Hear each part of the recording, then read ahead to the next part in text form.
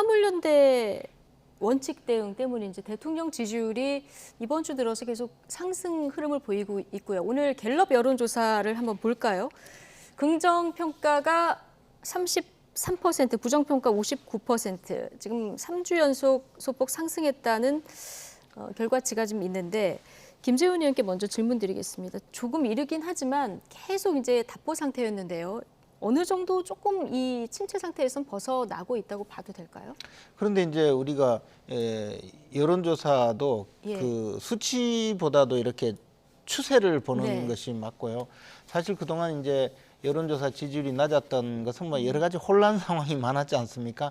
그런 것이 하나씩 이제 정리가 되는 상황이고, 사실 윤석열 대통령 근 50% 가량 되는 지지율로 대통령에 당선이 되었고, 예. 지금 뭐 지지율이 30% 초반이다 이렇게 이야기할 때는 그 지지자 중에 상당수가 대선 때는 지지했는데 지지를 철회한 거거든요. 돌아오고 있는 겁니까? 예, 근데 그분들의 생각은 뭐냐면 윤석열 대통령을 뽑아준 것은 공정과 상식이 통하는 사회를 만들겠다는 것이고, 적어도 대통령이 뭐 검찰총장 출신이니까 이 법과 원칙은 좀 바로잡을 거다. 그리고 좀 부정부패 없는 사회는 만들 거다.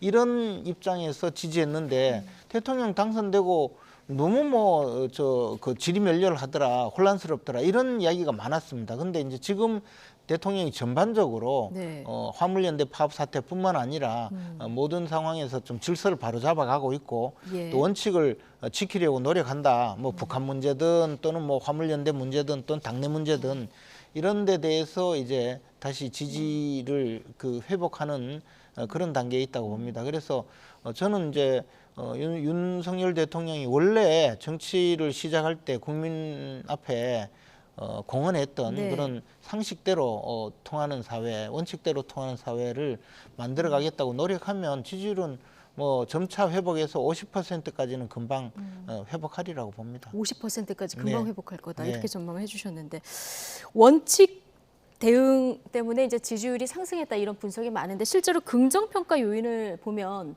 노조 대응 이게 제일 높아서 24%였고요. 그 뒤가 공정 정의 원칙 이게 12%, 결단력이 5%, 그 뒤에 뭐 주관 소신도 5% 이렇게 자리를 잡고 있거든요. 다 비슷한 결인데 자 지금 김재원 전 최고위원께서는 지지율이 여기서 탄력을 받아서 올라갈 거라 전망을 하셨는데 김영주 전 의원께서는 어떻게 보십니까? 글쎄 오르락 내리락 하겠죠. 네. 그리고 또 그것이 한 40%대까지 중반까지 갈 수 있는 여력이 있겠죠. 대통령 당선돼 받은 표가 그런 것이기 때문에 실제로 어찌 보면 윤 대통령께서는 자기 지지자 표를 자기가 다 못 받아 먹고 있는 겁니다.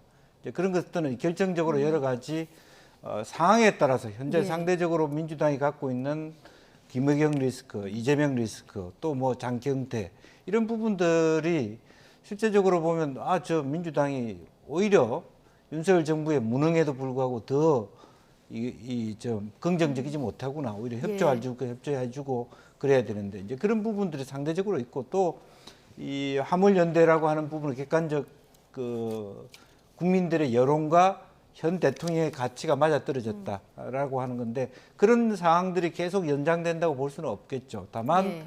기본적으로 보면 계속 20%대에 가 있는 건 비정상이라고 보고 30% 중후반 40%까지 가는 국정을 하기를 바라는데 네. 문제는 뭐냐면 지금 현재 상황론적으로 점수를 따먹는 것이 자기의 확실한 국정 철학과 비전, 경제적 성장에 대한 내용을 가지고 그것을 확고히 가지 못하고 있기 때문에 그게 어떻게 될지 모른다는 것이죠. 예.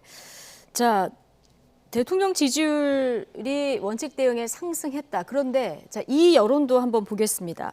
화물연대가 이게 여론조사가 오늘 파업 종료 결정하기 전까지 진행된 여론조사이기 때문에 화물연대가 앞으로 어떻게 해야 한다고 보는가 여기에 대해서 물었더니 71%가 정부가 원하는 대로 우선 업무에 복귀한 후에 협상을 해야 된다 이렇게 답을 했는데요. 정부의 노동계 파업 대응에 대해서는 어떻게 생각하느냐. 일단 잘못하고 있다가 또 51%, 부정평가가 국민 과반을 넘거든요. 좀 약간 엇갈린 평가로도 보이는데 자, 대통령실은 지금 이 시점에서 이 여론, 이 민심을 어떻게 받아들여야 될까요? 근데 저 여론이요. 네. 이제 화물연대가 업무 복귀하기 전의 그 여론조사거든요. 그때는 이제 국민들이 정부에서 잘 설득하든 또는 뭐 여러 가지 수단을 쓰든 업무 복귀하게 하는 것이 좋겠다는 의견이고 네. 그런데 아직 업무復帰가 안 되니까 잘못하고 있다는 거지. 만약에 오늘부터 시작해서 여론조사를 다시 하면요, 뭐 잘했다는 또 여론이 많이 나올 거예요. 그래서 이제 우리가 흔히 네. 그냥 여론조사를 표면적으로 보고 그것에 따라서 움직이면 예. 결국은 이 망하는 수가 많거든요. 그래서 이제 여론조사라는 것도 사후적인 평가일 경우가 많기 때문에 또 정치일선에 있는 사람 또 어떤 국가 정책을 담당하는 사람은 예. 그런 여론을 좀 제대로 읽고 주도할 필요성이 있는 거죠. 근데 김영주 의원도 정부가 지금 화물연대가 어쨌든 파업을 접고 들어온 상황 아니겠습니까? 네. 근데 이 상황에서 당초 이제 정부의 안이었던 3년 연장안도 또 원점에서 검토해야 된다. 그리고 뭐 손배 소송에 또 적극적이고 이렇게 되면 정부 대응이 너무 강경한 데 대한 또 역풍이 있을 수 있다. 이런 지적을 앞서 해주셨거든요. 그런데 이제 실제로 이번 사태를 주도한 화물연대뿐만 아니라 민주노총은 계속적으로 이제 또 다른 이제 뭐 정치 파업을 하려고 계속 준비하고 있지 않습니까? 예. 지금까지도 공공운수노조가 파업을 주도해서 사실 지하철도 세우고 철도도 세우려고 하다가 이번에 그것은 뜻을 이루지 못했거든요. 그래서 정부에서 이런 노동단체의 어떤 노동운동에 대해서는 저는 확실한 원칙을 세우고 그리고 노동단체에서 어떤 그 뭐 파업을 결행할 때 정부는 그냥 늘 끌려다니기만 했거든요. 근데 무기평등 원칙상 사실 정부 측에서도 그에 대해서 합당한 제재 수단을 가지고 있어야 된다고 봅니다. 그래서 이번에 그러한 제재 수단이 무엇인지를 정확하게 보여주고 앞으로 이제 이 파업을 정치 파업을 함부로 하지 않도록 국민들도 네. 정부가 강경 대응한다는 생각을 하더라도 정부가 이렇게 해결하는 방법도 있구나. 이것도 한번 보여주는 것도 필요하다고 보는 거죠. 예. 그래서 지금 말씀하신 대로 뭐 업무에 복귀했다 하더라도 과연 저 안전 그 요금제가 네. 안전운임제가 안전운임제, 예. 그것이 실제로 안전에 기여했느냐에 네. 대한 다양한 의견이 또 있거든요. 실질적으로 보면 사고율은 높아졌다는 것이니까 그러면 이제 노동 시간이 늘어났다는 거예요. 돈이 되니까 일을 더 해버린 상황이 되었고 그러면 우리가 안전운임제라고 할 때는 네. 휴식도 충분히 취하고 속도도 낮추고 그렇게 해서 충분히 운임을 받아가라고 만든 건데 오히려 휴식도 더 안 하고 운행을 더 해버려서 네. 사고가 더 났다면 이 제도가 맞느냐 이것도 한번 돌아보자는 거죠. 꼼꼼히 따져봐야 된다. 네. 자, 앞으로 정부가 강경 대응을 계속 고수할지 유연하게 대응할지 그리고 또 이 대응이 지지율에 어떤 영향을 미칠지까지 우리가 좀 지켜봐야 되는 대목이고요. 자, 그런데 뭐 노조 대응에 원칙 대응만 했다고 대통령 지지율이 지금 상승 흐름은 아닌 것 같고요. 갤럽의 분석을 보면은 비속어 파문이라던가 아니면 저 MBC 대응 같은 공방이 좀 잦아든 영향도 있다 이렇게 보고 있는데요. 그렇습니다. 오히려 도어 스태핑을 안 하는 것이 훨씬 여론에 도움이 됐다. 뭐 그 작은 네. 얘기지만 오히려 도어 스태핑을 함으로써 대통령이 처음에 좋은 뜻으로 네. 소통을 하겠다고 하지만 오히려 정부가 갖고 있는 기조 메인 메시지만 혼란스럽게 만들었고 오히려 대통령실의 고유 기능인 대변인 기능이 무력화되었다 이런 비판도 저는 할 수 있거든요. 그래서 오히려 그럼 이참에 도어 스태핑을 그만두게 된 것은 매우 우연적인 부분이지만 네. 오히려 제가 생각한 거는 오히려 일본처럼 아침 출근길 인사가 아니라 퇴근길 인사로 바꿀 필요가 있다. 저는 그렇게 생각이 들고요. 그렇군요. 그 매일 해야 된다는 그런 데서도 필요 없다고 생각이 들어서요. 기본적으로는 조금 더 정리된 국민이 원하는 것은 아무렇게나 나와서 아무 말이나 하라는 뜻이 아니라 조금 더 한 방향 정렬된 말하면 국격이 있는 어떤 메시지 그런 것을 원한다는 거죠. 정리된 메시지가 나와야 된다고 말씀해 주셨는데요. 근데 출근길 기자들과의 문답 이게 용산으로 간 이유이기도 하고 대통령의 공약이기도 사실 했었는데 자 이거를 일단 지금 중지를 하고 있습니다만은 앞으로 만약에 재개를 한다고 하면 어떤 방식으로 하는 게 좋을까요?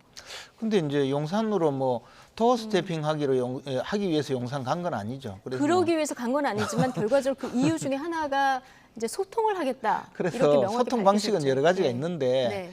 뭐 기자들 앞에 그 서서 매일 내가 기자들 앞에 매일 출근할 때 이런 이야기 하겠다고 공약한 적도 없고 또 그것이 필요하지도 않고 소통을 원활하게 하는 방식은 워낙에 다양한 방식이 있거든요. 네. 저는 준비가 제대로 되지 않은 상태에서 도어 스태핑이 곧바로 시작되면서 사실 모든 면에서 잘못되었다고 생각했었거든요. 예. 그래서 이제 기자들도 준비가 되어 있지 않기 때문에 마치 기자들은 대통령의 대한민국을 대표하는 대통령이 어떻게 좀 제대로 국민들에게 다가갈 수 있게 이런 노력을 하도록 그렇게 해서 도어 스태핑을 시작했는데 자신들이 필요한 것만 계속 대통령을 끌어들이는 바람에 대통령 사실 별로 답변해서는 안 될 뭐 당내 상황에 예. 대해서도 어쩔 수 없이 답변을 하게 되거나 또는 답변하지 않으면 마치 또 약간 적대적인 언론에서는 대통령이 거짓말하는 것처럼 그렇게 보도하고 해서 사실 굉장히 좀 좋지 않은 상황이었죠. 예. 그것은 굳이 소통이 그러면 정착이 준비가 안 되면 꼭 할 필요는 없다 이렇게 보시는 아니 이것은 건가요? 대통령이 준비가 안 된 것도 대통령이 준비가 안 되었다기보다도 우리나라 언론이나 우리 국민들이나 예. 또는 우리나라 정치 풍토가 과연 대통령이 매일 아침에 도어 스태핑을 해도 예. 이것을 잘 받아들일 수 있는 그런 문화였나 거기에 대해서 제가 굉장히 의문을 가졌었거든요. 네. 그래서 대통령이 만약에 대통령께서 소통을 원활히 하려면 차라리 과거에 이명박 대통령은 뭐 라디오 방송을 했지 않습니까? 일주일에 한 번씩 대통령도 그런 좀 뭐 인터뷰를 한다든가 또는 기자간담회를 수시로 한다든가 그런 방식으로 좀 정제된 방식으로 하는 것이 낫지 지금처럼 예. 뭐 대통령이 대한민국 대표자이고 어떤 대한민국 상징인데 뒤에 대고 소리를 지르는 그런 기자들까지 있는 상황에서 과연 제대로 된 그 도어 스태핑이 되겠습니까? 알겠습니다. 두 분 다 좀 정제된 상태에서 메시지가 나올 필요가 있다. 비슷한 얘기 해주셨고요. 마지막 번외 질문으로요. 갤럽 여론조사 중에 장내 정치 지도자 선호도를 조사한 게 있는데 잠깐 짧게 보겠습니다.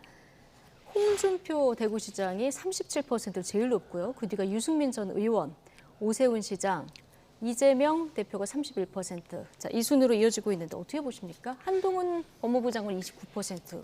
글쎄요, 자리를 이것은 올렸네요. 이제 대선과 많이 그러니까 대선할 때가 5년이 남아 있지 않습니까? 예. 그래서 막연한 상태에서 자기가 결국 뭐 갤럽 조사는 그런 겁니다. 자기가 떠오르는 주관식이죠? 예. 예. 그런 부분이 있기 때문에 그냥 개인적으로 좋아하는 사람에 대한 부분이 있다. 보다 구체적인 것과 절실함이 반영되어 있지는 않다. 이제 그런 부분이고 예. 또 특히 이제 한동훈 장관에 예. 대한 부분에 대해서는 아직까지 검증된 바 없다. 이런 것들이 그대로 나오는 것 같습니다. 그대로 나온 것 같다. 홍준표 대구시장이 37%. 누가 제일 눈에 띄십니까?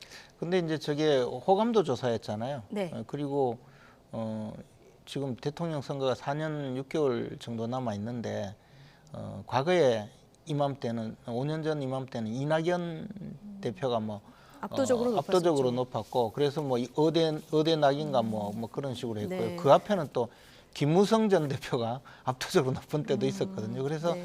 별 의미 없는 수치다 그런 예. 생각입니다. 아무 의미 없는 수치다. 두 분 다 이렇게 분석을 해주셨네요. 자, 금요일 나이트 포커스 여기서 마치겠습니다. 오늘은 김재원 전 국민의힘 최고위원 그리고 김영주 전 민주당 국회의원 두 분과 함께했습니다. 고맙습니다.